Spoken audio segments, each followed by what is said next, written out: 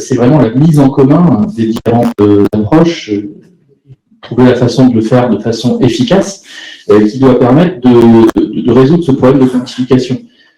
Parce que, bon, j'ai mentionné le terme de mathématiques de l'assurance.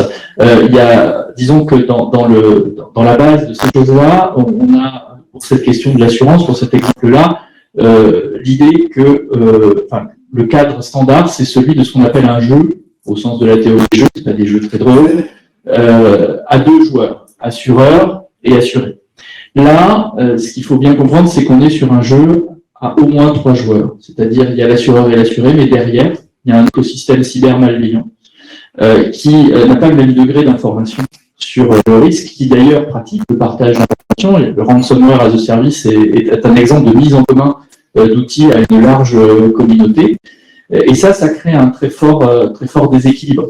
Et donc, c'est pour ça qu'il y a besoin de collectifs, à la fois en termes de méthodologie, mais également en termes des différents acteurs qui vont se mettre autour de la table pour évaluer le risque, parce qu'il faut rattraper ce déficit, ce déséquilibre d'information entre les défenseurs et les attaquants.